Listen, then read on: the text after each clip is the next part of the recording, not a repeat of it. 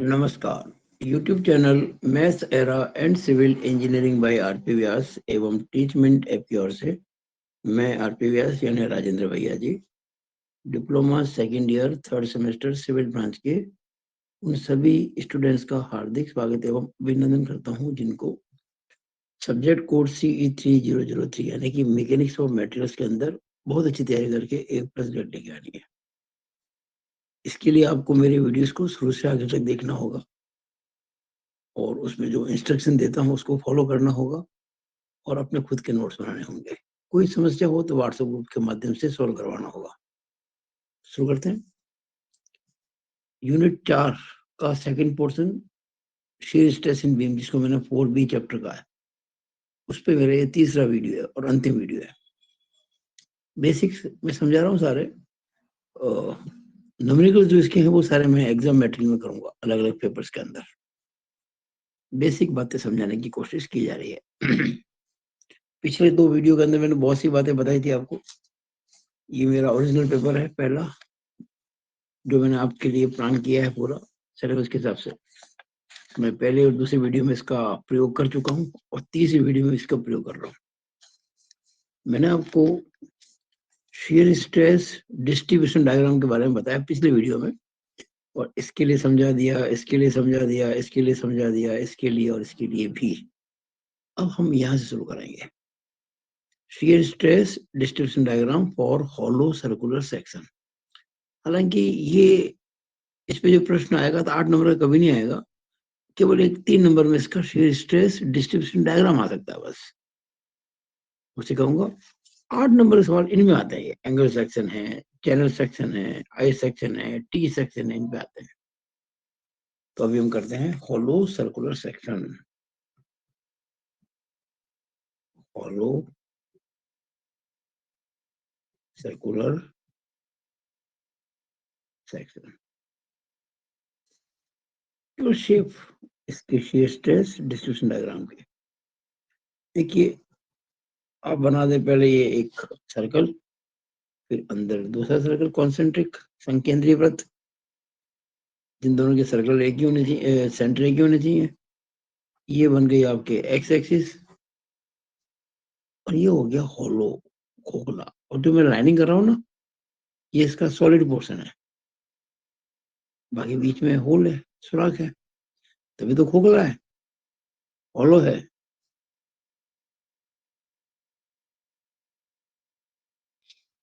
और ये जो आप देख रहे हैं, ये इसका बार का डायमीटर है कैपिटल डी, ये इसका अंदर डायमीटर है स्मॉल डी।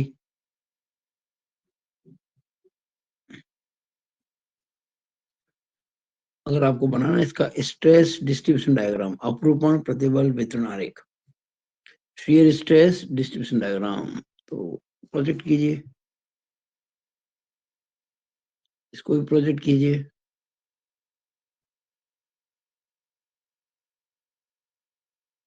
एक बेस लाइन बना दीजिएगा। अब यहाँ पर भी देखिएगा ये जॉइंट आ गया है।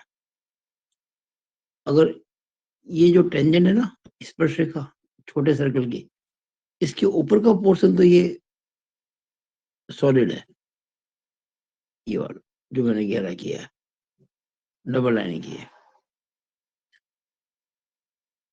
और जैसे इसके नीचे जाएंगे ना, तो देखिए ये विड्थ ये प्लस ये हो जाएगी। ये भी चूंकि सर्कुलर ही है, चाहे हॉलो है तो क्या हो गया, तो सर्कुलर। तो इसमें भी मैक्सिमम स्ट्रेस Na पर होगी। ये न्यूट्रल एक्सिस है ना, यहीं पर स्ट्रेस होगी मैक्सिमम। लेकिन क्योंकि ये यहाँ पे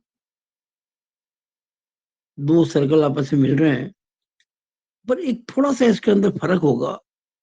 तो अब तक हमने पढ़े थे ना जॉइंट वाले पोर्शन में और इसके अंदर, यहाँ स्मूथ है ये बिल्कुल। ये देखिए, ये जो ये थे यहाँ तो शार्प जॉइंट है, ऊपर और नीचे में काफी फर्क है। ये स्मूथ जॉइंट है, यहाँ पर कोई हॉरिजॉन्टल लाइन नहीं आएगी, बस ये ध्यान रखना। तो क्या होगा, पहले तो स्ट्रेस बढ़ेगी, बिल्कुल नीचे भी ऐसा ही होगा सेम, सिमेट्रिकल होगा, और फिर वापस से बढ़ेगी, मैक्सिमम होगी, और ये हो जाएगी बस। It is stress distribution diagram. यहाँ पे एक हॉरिजॉन्टल लाइन नहीं आएगी, बस ध्यान रखना, क्योंकि कर्व पोर्शन है स्मूथली। यहाँ पे दो ये जो ना पोर्शन सर्कुलर, यहाँ कोई स्ट्रेट एज नहीं बन रही है, तो शेप ये रहेगी। और ये क्यू मैक्स है, दिस क्यू मैक्स।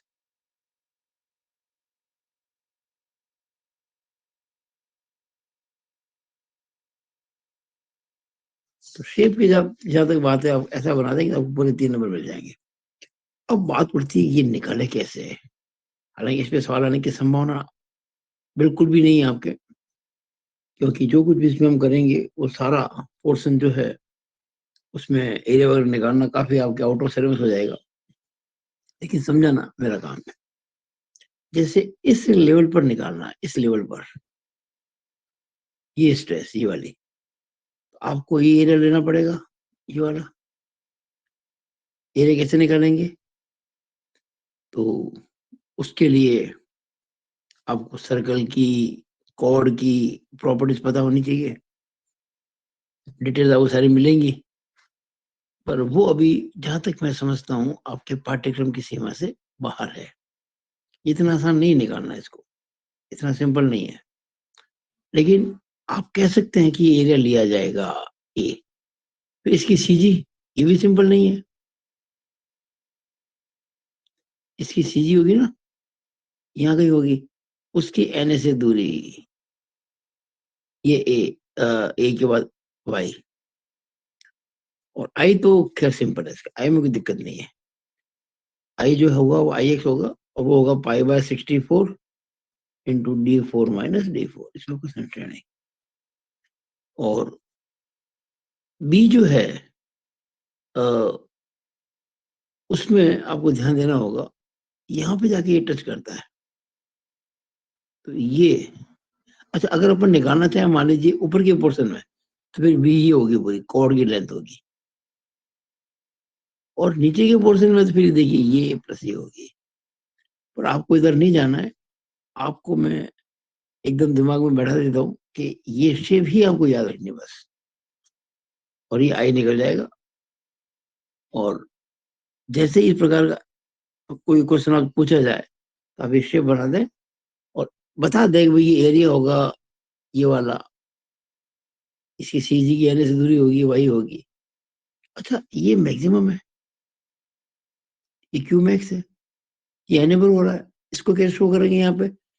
एन पर अब क्या करेंगे, हम ऊपर नहीं जाएंगे, नहीं जाएंगे, क्योंकि ऊपर नीचे एक जैसा ही है। तो जब नीचे जाएंगे ना, तो फिर ये पूरा पोर्शन लिया जाएगा, ये पूरा पोर्शन पूरा आएगा ना, एन के नीचे का पूरा एरिया आएगा।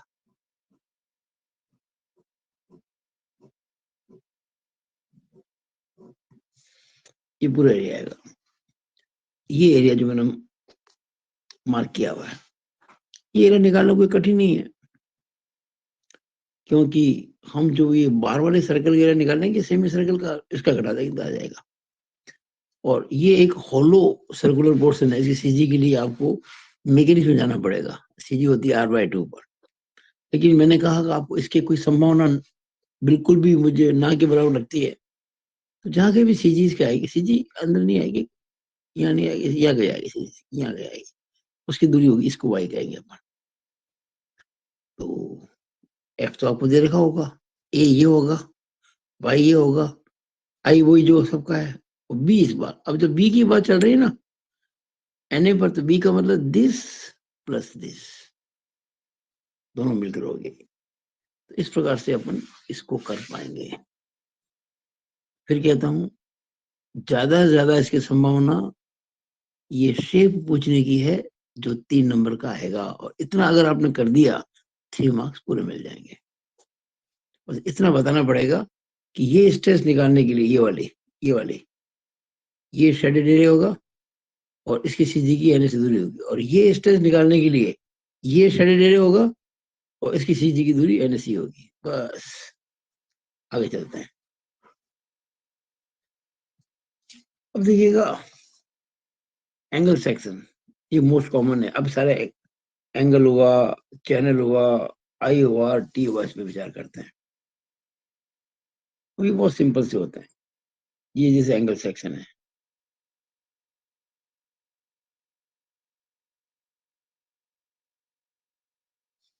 आपको पहला काम तो ये करना है कि इसको आगे प्रोजेक्ट करना है। अच्छा, इसकी सीजी निकालनी पड़ेगी आपको। ये मान लो सीजी है,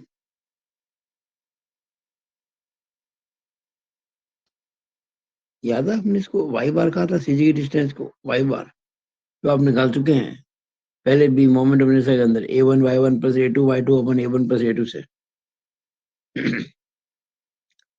अब देखिएगा, ये बेस लाइन है, ये जॉइंट है।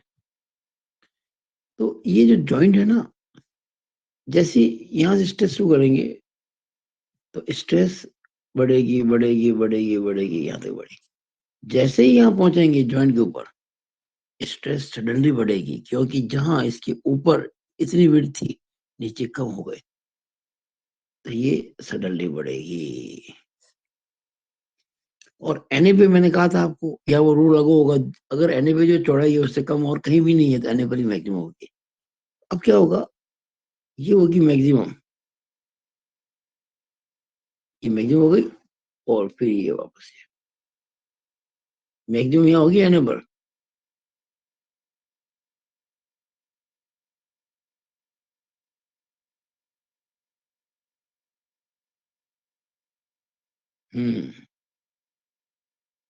It is Q max. अगर मैं कहता हूँ ये पोर्शन फ्रेंच का है, इसको फ्रेंच बोलता हूँ मान लीजिए मैं, तो ये वेव हो जाएगा।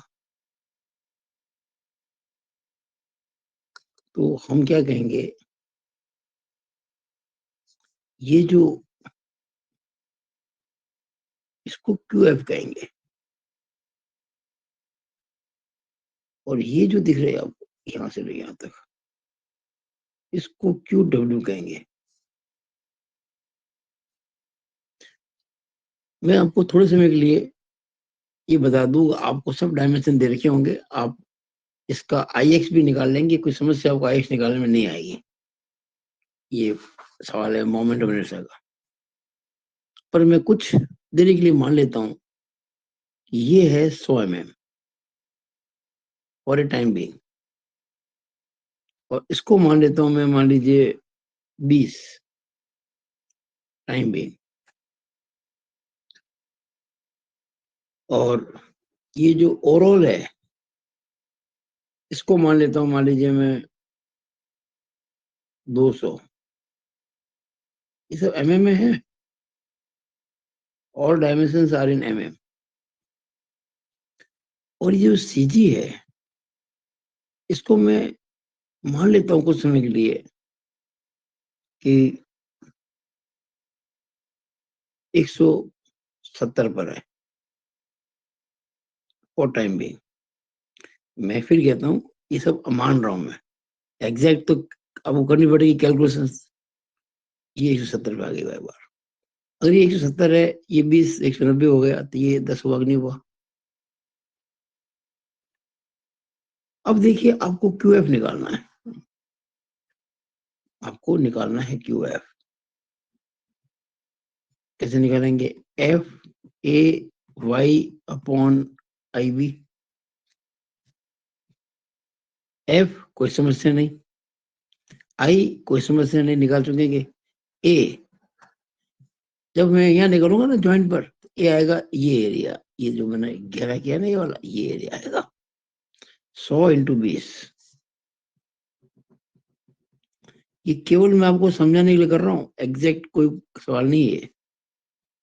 वाई क्या आ जाएगा, वाई का मतलब ये जो एरिया ऊपर आपने लिया है, इसकी सीधी की एन से दूरी, यानी कि ये डिस्टेंस वाई होगी, ये वाली। कैसे निकालेंगे, देखिए ये 20 है,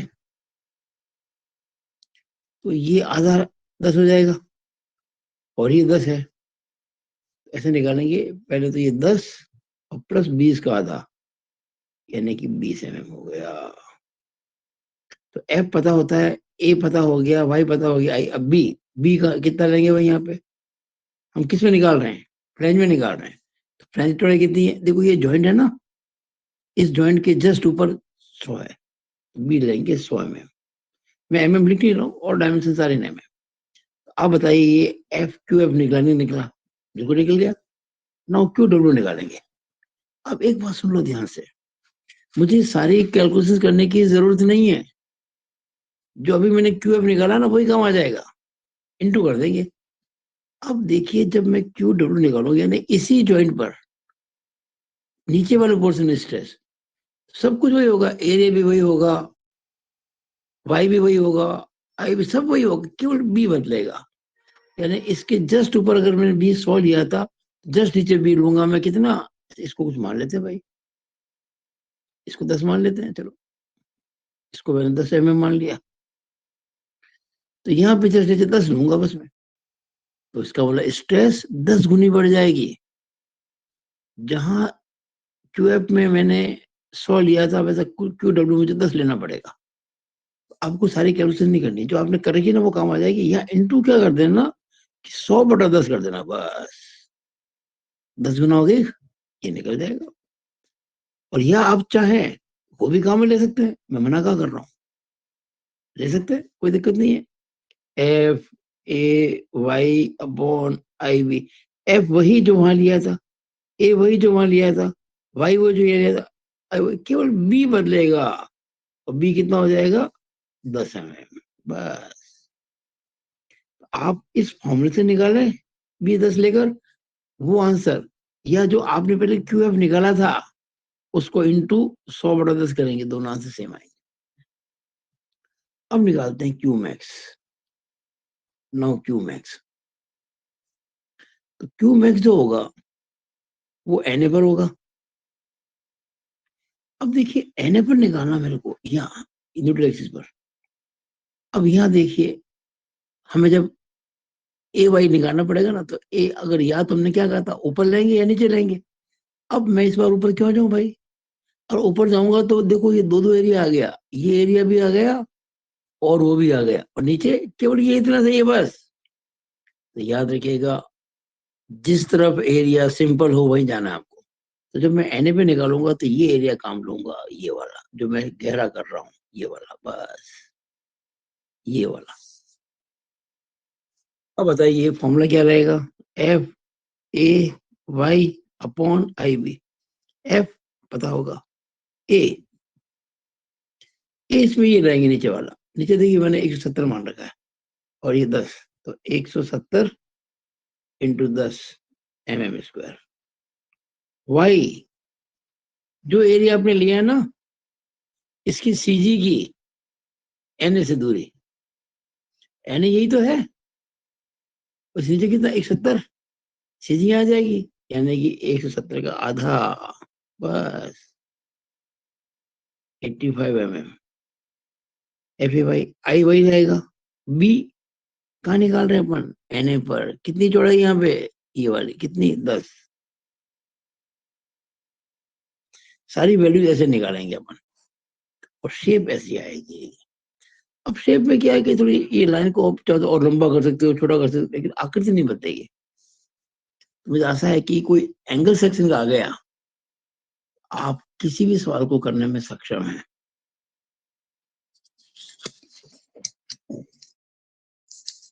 अब देखिएगा, ये भी एंगल सेक्शन है, एंगल सेक्शन ये भी तो है, इसमें भी कोई खास बात नहीं है। अब मैं आपको समझाऊं नहीं ज्यादा, क्योंकि मैं समझा चुका हूँ। ये तो है जॉइंट वाला पोर्शन, ये टॉप, ये बॉटम, यहाँ गई न्यूट्रल एक्सिस आएगी, ये बेस लाइन। देखिए, मैं अगर ऊपर से आऊंगा ना, तो पहले मैक्सिमम आएगी, मैक्सिमम। अब देखिए वापस कम होना शुरू होगी।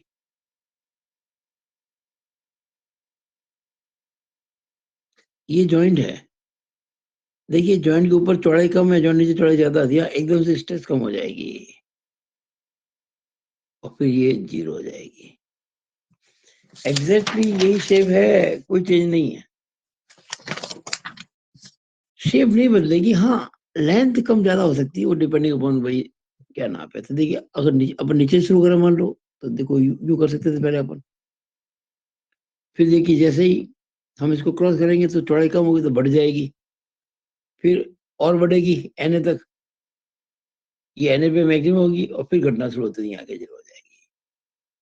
ध्यान दीजिएगा, अगर मैं यहाँ स्ट्रेस निकालना चाहूँ इस लेवल पर, तो ये एरिया काम लूंगा, ये एरिया काम आएगा, और यहाँ निकालना चाहूँ एन पर, तो वो एरिया काम लूंगा, जैसे कि मैंने अभी पिछले पेज पे बताया था। बाकी सब डायमेंशन आपको दे रखे होंगे, एग्जैक्टली वही है, कोई दिक्कत इसमें है ही नहीं, सब नाप पता होंगे आपको। आई एक्स निकालना आपने नोट किया ना कि मोमेंट ऑफ इनर्शिया निकालना कितना जरूरी है, पहला चैप्टर जो मैंने करवाया था कितना डिटेल में करवाया था, वो यहाँ काम आएगा आपके। तो ये शेप हो गई और ये होगी आपकी क्यू मैक्स, और ये जो होगा आपके ये वाला, ये होगा क्यू एफ, ये हम इसको एफ कह रहे हैं, लाइन इसको हम एफ कह रहे हैं, और ये जो दिख रहा है आपको ये वाला, ये क्यू डब्ल्यू है और वो क्यू मैक्स है।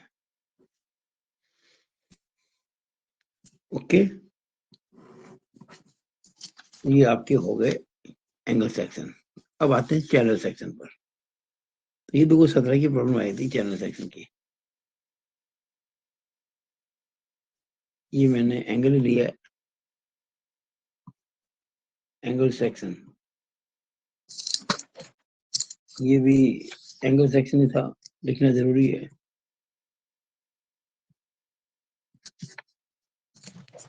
अब ले रहा हूं मैं चैनल सेक्शन। तो चैनल सेक्शन 3 तरह के आपको मिलेंगे, देखिएगा।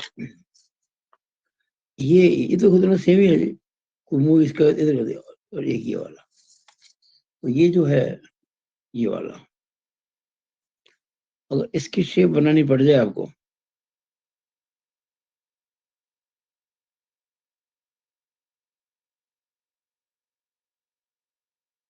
बस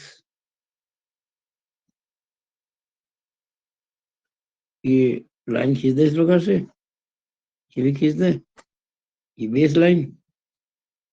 अब देखिएगा, अगर यहाँ निकालना है इस जॉइंट पर, तो ये एरिया काम लेंगे,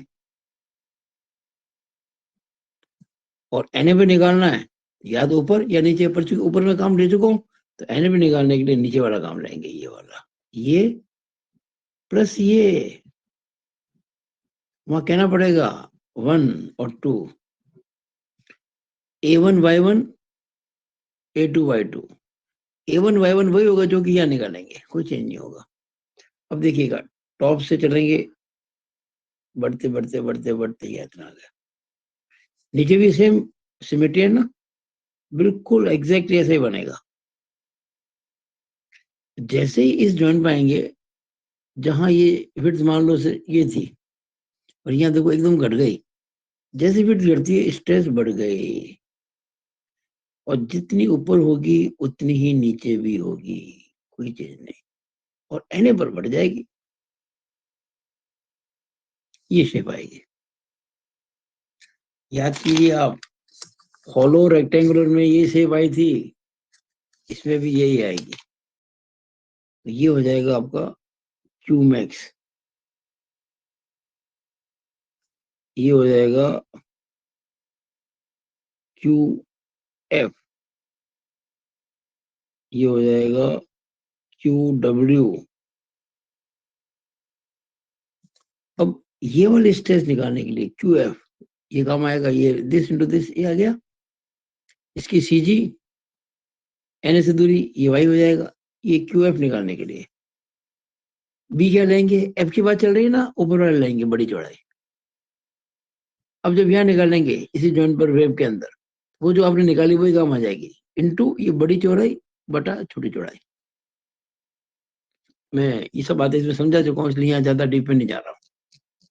और जब एन भी निकालेंगे तो मैं ये नीचे के लिए काम लूंगा, ये A1 इंटू सी जी की एन से दूरी, A2 इसी सी जी की एन से दूरी, तो A1 Y1 A2 Y2 निकाल के निकाल लेंगे। जब मैं सवाल करूंगा ना एग्जाम के, एग्जाम मटेरियल में, तब आपको और ज्यादा समझ में आ जाएगा। फिलहाल मेरा उद्देश्य केवल शेप समझाने का था, क्यों मैं समझा चुका हूँ सारी बातें। फिर भी अगर डीप में जाना चाहे तो मैं चला जाता हूँ, थोड़ी देर लगेगी, क्या टाइम, 2 मिनट की बात है। अब मैं डाटा नहीं लूंगा, ऐसे मानूंगा ये कैपिटल बी मान लीजिए, ये भी कैपिटल बी होगा, और इसको मान लीजिए स्मॉल बी, तो ये हो जाएगा स्मॉल बी। और ये जो है आउटर से आउटर, इसको मान लो डी, टोटल डेप्थ, ये कितनी हो जाएगी, ये कैपिटल डी -2b अपॉन 2।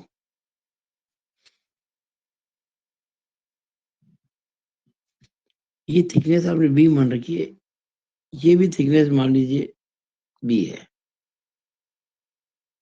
वो तो सब सवाल देखेंगे तो पता पड़ेगा ना क्या है, हम तो ऐसे ही मान रहे हैं। अब इसके बेस पे आप सारी कैलकुलेशन कर सकते हैं आराम से, कोई दिक्कत आपको नहीं आएगी। तो ये हो गए आपके चैनल सेक्शन। अब लेते हैं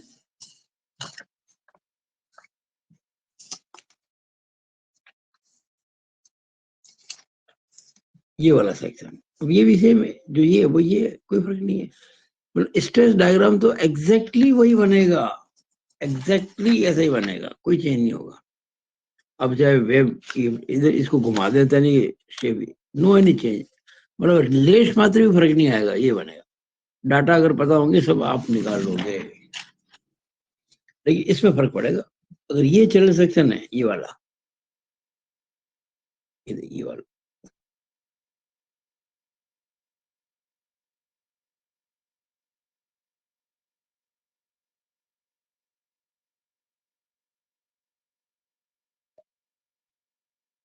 हम्म,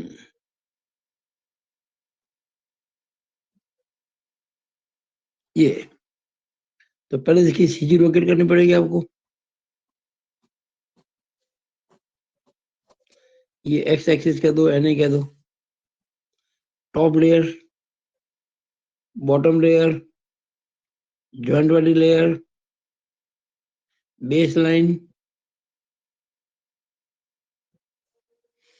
अब देखिए, जब आपको जॉइंट पे निकालना है, जॉइंट पर, यहाँ पर, तो नेचुरली ये काम आएगा एरिया नीचे वाला, हम ऊपर नहीं लेंगे। क्यों ले भाई, किस लिए ले, पागल थोड़ी है। अब ऊपर लेंगे तो दो दो एरिया आ जाएंगे ना, क्यों ले, एक से काम चल जाएगा अपना। तो यहाँ स्ट्रेस यूं होगी, ये डायग्राम ऐसा बनेगा। जैसे ही इस जॉइंट पे चलेंगे, इसको क्रॉस करेंगे, जैसे ये विड्थ मान लीजिए कोई 200 mm है, और ये इसके ऊपर जाएंगे तो ये तो खोखला है, ये मान लीजिए 20 और 20 40 है, तो कहाँ तो 200 और कहाँ ये मात्र 40, 5 गुनी हो जाएगी ये लाइन, तो ये बड़ी लंबी लाइन चली जाएगी। अब एन आ गया, तो एन पे चौड़ाई सबसे कम है, तो ये स्ट्रेस सबसे ज्यादा होगी, और फिर घटनी शुरू होगी वापस से, और ये ऐसे कर्व बड़े स्मूथ बनाने पड़ेंगे भाई, वरना नंबर नहीं मिलेंगे। अब मुझे देख रहे मैं कैसे बना रहा हूँ, आप ये सब अभ्यास कर लो, ये वाला। तो ये जो है एक स्ट्रेस है। इस बात ध्यान देना, ये वेब है, एक्चुअली ये फ्लैंज होती है। अगर मैं यूं कर दूं ना इसको, तो ये फ्लैंज है, ये वेब है। तो इस बार वेब हॉरिजॉन्टल होने से क्या होगा, ये पहले वेब में स्ट्रेस कम आएगी, ये क्यू डब्ल्यू का ध्यान रखना, और फ्लैंज में ज्यादा आएगी क्यू वेब, और ये क्यू मैक्स है।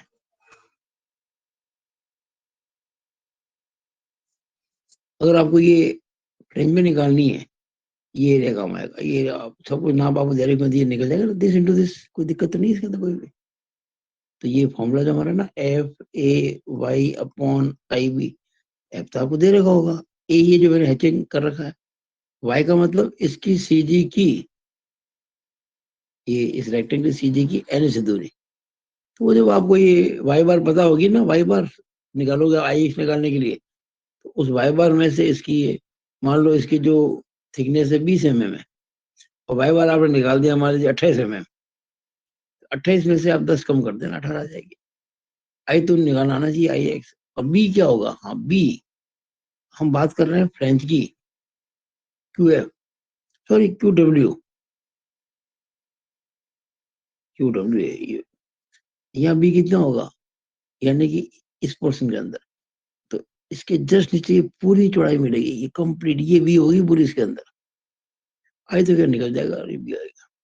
अब आपको निकालना है क्यू एफ, आपको क्यू एफ निकालना है। अच्छा कुछ समय के लिए मान लो ये कैपिटल बी है, और ये थिकनेस है ना, इसको टी मान लो आप, टी मान लिया मैंने, इसकी थिकनेस को टी मान लिया मैंने। अब क्यू एफ निकालना मेरे को, तो आपको मैंने कहा था इस जॉइंट पर आप चाहे जस्ट नीचे जाएं तो ये वेब आएगा, जस्ट ऊपर जाएंगे तो प्लेन जाएगा, लेवल वही है। जब तक लेवल वही है तब तक ए भी वही होगा, वाई भी वही होगा, आई भी वही होगा, केवल बी बदलेगा, क्योंकि जस्ट नीचे और जस्ट ऊपर में फर्क आ जाता है। तो क्यू एफ निकालने में क्यू डब्ल्यू ही काम आएगा, जो निकाला ना वही काम आएगा। लेकिन आप देखेंगे इस जॉइंट के ऊपर चौड़ाई कम है, देखो ये बस ये प्लस ये कितनी, T+T 2T, और नीचे तो ज्यादा थी। अब हमें पता है कि स्ट्रेस इसके ऊपर ज्यादा आएगी, स्ट्रेस ज्यादा आएगी तो बड़ी दूरी ऊपर लिखेंगे और छोटी दूरी नीचे लिखेंगे, 2T लिखना, क्योंकि T+T होगा 2T, जी हो गया। अब आपको क्यू मैक्स निकालना है, क्यू मैक्स का फॉर्मूला वही रहेगा, FA/Y/IB। एफ में कोई समस्या नहीं है, आई में कोई समस्या नहीं है, बी में कोई समस्या नहीं, क्योंकि हम कहाँ निकाल रहे हैं, एन पे निकाल रहे हैं, और एन पे निकालेंगे, ये एन है ना, ये एन पे निकालेंगे ना, तो जो बी आएगा इसके अंदर, एन पे निकालेंगे बी कितना आएगा, T+T, यानी कि 2T। अब ए क्या होगा, देखिए एन पर निकालने में हम या तो जाएंगे नीचे या लेंगे ऊपर। हम नीचे तो कभी नहीं लेंगे, क्योंकि अगर इसके नीचे लेंगे तो दो दो एरिया आ जाएगा, ये भी आ जाएगा और ये भी आ जाएगा, पागल थोड़ी है कोई, ऊपर लेंगे, इस बार ऊपर लेंगे ये वाला, बस ये और ये, कुछ नहीं। अगर मान लीजिए मैं कह देता हूँ ये जो, इसको मैं स्मॉल बी कह देता हूँ, यहाँ से यहाँ तक को, एन के ऊपर वाले को।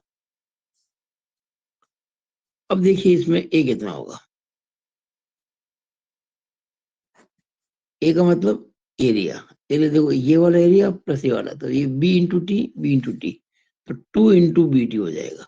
कहीं आप इस बी से कंफ्यूज मत हो जाना, ये जो बी है ना ये फॉर्मूले का बी है, फॉर्मूले में जो बी होता है वो यहाँ पे 2D होगा, और ये जो बी मैंने ये बी माना हुआ है इसको, तो नो कंफ्यूजन। एरिया कैसे निकालना है यहाँ पे, ये देखो T/B, BT, और ये भी BT, तो 2BT हो जाएगा। और वाई कैसे निकालेंगे, इसकी सीधी सेंटर में आएगी, इसकी यहाँ आएगी, तो दोनों एक ही लेवल में, ये सीधी ही रहेगी इसकी, ये हो जाएगी बस, वाई हो जाएगा इसका। अगर मैं कह रहा हूँ ये बी है, तो वाई हो जाएगा B/2, आई निकली गया। तो आपको मेरा मुख्य उद्देश्य क्या था इस वीडियो के अंदर, केवल आपको शेप समझाने थे, बस ये मेरा उद्देश्य था। अब आते आगे, सबसे इंपॉर्टेंट आई सेक्शन, बहुत ज्यादा सवाल आज पे आते हैं, आई सेक्शन।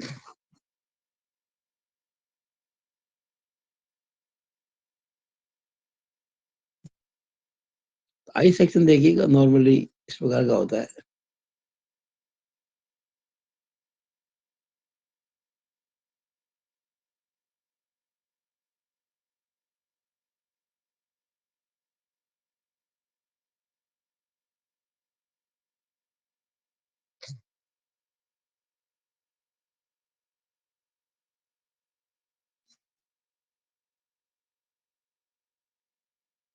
ये ऐसा होता है।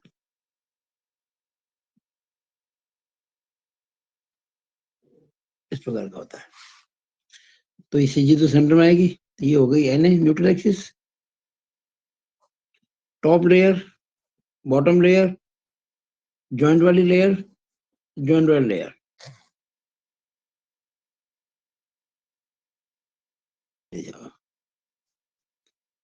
स्ट्रेस बढ़ेगी बढ़ेगी बढ़ेगी, सेम नीचे भी बढ़ेगी बढ़ेगी बढ़ेगी, अचानक बढ़ेगी,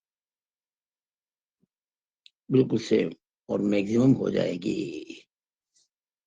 समझ गए आप? ये जो हॉलो सर्कुलर, हॉलो रेक्टेंगल था ना, हॉलो रेक्टेंगल का, उसका, इस चैनल का, इस चैनल का और आई का सबका सेम होता है। अब यहाँ पर वही चीज, इसको कहेंगे क्यू एफ, इसको कहेंगे क्यू डब्ल्यू, और इसको कहेंगे क्यू मैक्स। अब हम ज्यादा डीप में नहीं जाएंगे, क्यू एफ निकालना है, क्यू एफ, ये वाली। तो बस ये जॉइंट ये वाला, ये एरिया का हम लेंगे बस। आप सब नाप पता होंगे ना, ये और इंटू ये। अगर आपको क्यू डब्ल्यू निकालना है, तो उसमें क्यू एफ ही काम आएगा, इंटू, अगर मैं कुछ समय के लिए मान लू इस विड्थ को, ये वाली विड्थ को, इसको मान लीजिए मैं टी मान लेता हूँ, और ये जो है इसको कैपिटल बी मान लेता हूँ। तो मुझे अगर क्यू डब्ल्यू निकालना है इस जॉइंट पर वेब के अंदर, तो जो क्यू एफ निकाला ना अभी अभी मैंने, देखिए मैं क्यू एफ कैसे निकालूंगा, बार बार कह देता हूँ, F A Y upon I B, और एफ पता होगा, ए ये लेंगे ये वाला, वाई इसकी सी जी की एन से दूरी, आई बी की तरह लेंगे फ्लैंज के लिए बी, ये बी।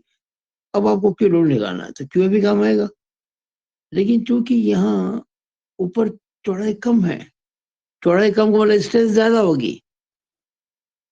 अब इस जॉइंट पर दो चौड़ाई आपके पास में है, एक तो ये बड़ी बी, एक ये टी, लेकिन चूंकि स्ट्रेस ज्यादा होगी ना, तो यहाँ बी बटा टी कर देंगे। बी तो इसके नीचे की चौड़ाई और टी इसके ऊपर की चौड़ाई। अब आपको क्यू मैक्स निकालना है, तो एफ, यहाँ A one Y one plus A two Y two upon I B.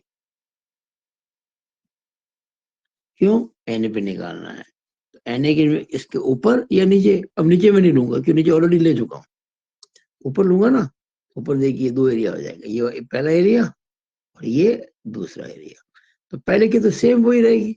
अभी जो इसमें आपने ए वाई लिया तो वो इसके रहेगा, जो यहाँ था ना ए और वाई, वो इस एक्चुअली इसमें ए वन वाई वन है, ये वन है और ये टू है, और ए टू वाई टू यार देखो ये रहेगा ए टू, ये वाला एरिया ए टू, और इसकी सीजी की एन एस दूरी ये रहेगा वाई टू। सब पता है आपको, आई पता है। बी कितना होगा, कहाँ निकाल रहे हैं, एन ए पर बी कितना होगा, ये थिकनेस जो भी है टी, और आई सब एफ दे रखा होगा, सब कुछ पता है आपको। मुझे पूरी आशा है कि आपने इसको अच्छे से समझ लिया होगा। अब लास्ट है टी सेक्शन। टी सेक्शन की शेप वही होगी जो कि एंगल सेक्शन की है, ध्यान दीजिएगा। हम सवाल करेंगे ना बोर्ड एग्जाम के, तब आपको डिटेल में सब बातें पता पड़ जाएगी।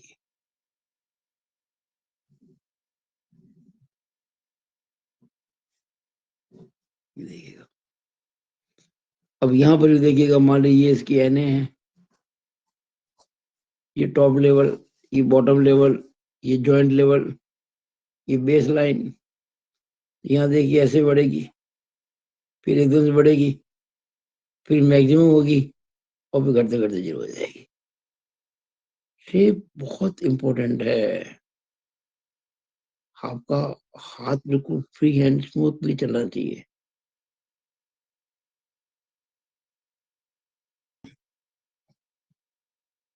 ये फ्लैंज है,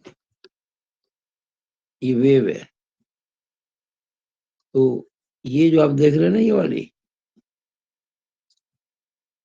ये it is shear stress in flange, ये इतनी, ये यहाँ से, और ये जो देख रहे हैं ये वाली,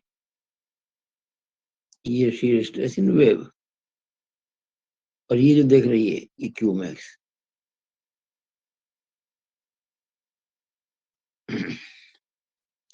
अगर आपको क्यू एफ निकालना है तो F A Y upon I B, F पता होगा, ए ये रहा भाई, ये वाला, बस करना ही क्या है इसके अंदर, ये तो ये होगा। मान लो कुछ समय के लिए मैंने इसको कैपिटल बी कह रखा, मान लो थोड़े समय के लिए, और इसको मैंने मान लीजिए टी कह रखा है, तो ए जो है इसका बी इंटू डी हो जाएगा, बस। वाई क्या हो जाएगा, ये जो सी जी है इसकी एन से दूरी, अगर मैं मान लीजिए ये जो है ये वाली इसको टी वन कह देता हूँ, इस डिस्टेंस को, इस गैप को, तो वाई वन, ये वाई है ना, इसकी सी जी की एन एस दूरी थी, ये टी होने से ही तो टी बाई टू प्लस ये टी वन, रटना नहीं इसको, मैं तो ऐसे ही कोई मान के समझा रहा हूं आपको।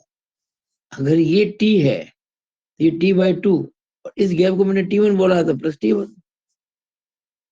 एक्चुअल में तो आपको जब सवाल करोगे सब पता होंगे, इसे समस्या आएगी ही नहीं इसमें कोई, वही हो गया। आई तो कोई समस्या नहीं है, आई तो निकालेंगे इसका पहले, और बी, बी कोई समस्या नहीं है, किसमें निकाल रहे हैं आप, एफ यानी फ्रेंच में है, तो फ्रेंच की जब बात चलेंगे तो बी की जगह कैपिटल बी आ जाएगा, बस। अब निकालना क्यू डब्ल्यू, यानी इसी जॉइंट पर वेब में, ये वेब है, तो मैंने आपको बताया सब कुछ वही रहेगा, बी बदलेगा बस, बी जहां इसमें कैपिटल बी था वहां पे ये आ जाएगा। चलो मैं इसको कुछ समय के लिए, मान लीजिए सपोज इसको मैं, ये जो थिकनेस है इसको मैं टी टू बोल देता हूँ थोड़े समय के लिए, टी टू। तो क्यू डब्ल्यू कैसे निकालेंगे, आपने अभी क्यू एफ निकाला ना, वही काम आ जाएगा, इनटू, अब स्ट्रेस यहाँ पे ज्यादा होगी, तो आप देखिए जॉइंट के ऊपर, ऊपर चौड़ाई कितनी है बी कैपिटल, नीचे कितनी है टी टू, बड़ा कौन है बी, तो बी बटा टी टू कर देंगे। और यूं आप चाहे तो उससे निकाल सकते हो फॉर्मूले से, एफ वही रहेगा, ए वही रहेगा, वाई वही रहेगा, आई वही रहेगा, स्मॉल बी की जगह हम टी टू कर देंगे, कोई फर्क नहीं पड़ेगा। अब निकालना आपको क्यू मैक्स, क्यू मैक्स का formula F A Y upon I B. अब ये एन ए है क्यू मैक्स, अब मैं ऊपर क्यों जाऊं भाई, पागल हूं क्या, ऊपर जाऊंगा तो ये एरिया प्लस ये भी तो होगा, बस मैं ये ले लेता हूँ क्यू मैक्स निकालने में, बस खत्म बात। और ये जो डिस्टेंस है जिसको मैं वाई बार कह रहा हूँ, ये वाई बार ही होती है, निकालेंगे आप आई एक्स निकालने के लिए।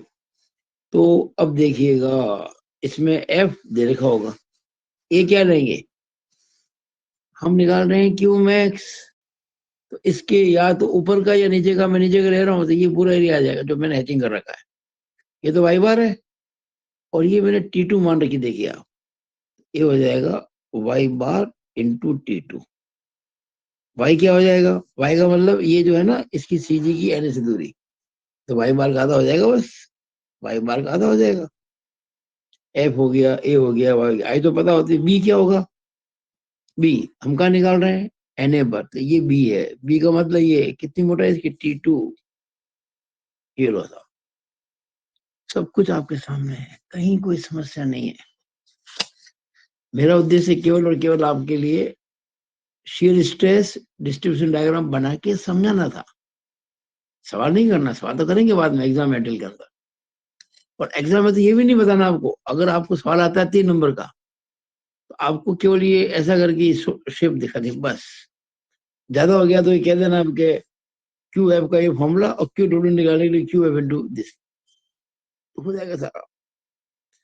तो ये मैंने अपनी ओर से पूरा आपके लिए कर दिया है कोर्स, पूरा किसका, शियर स्ट्रेस इन बीम्स का, सारी थ्योरी मैंने एग्जैक्टली एक एक पॉइंट मैंने क्लियर किया, कोई पॉइंट छोड़ा ही नहीं है किताब का, सिलेबस का, और इस पेज में सब बता दिया कि कौन से सवाल को देखने के लिए कौन सा पेपर देखना, सब आपको पहले वीडियो में बता चुका, ये तीसरा वीडियो है। तो इसी के साथ अपनी बात को समाप्त करता हूँ, इस आशा के साथ कि आप मेरे वीडियोस देख देख कर अपने खुद के नोट्स जरूर बनाएंगे और समस्याओं का मेरे व्हाट्सएप ग्रुप के अंदर जो बना रखा आप लोगों के लिए उसमें बताएंगे और मैं इसको सॉल्व करूंगा। बाकी पूरी आशा है कि आप इसको और अच्छे से करेंगे। It is all over about this video. Thank you.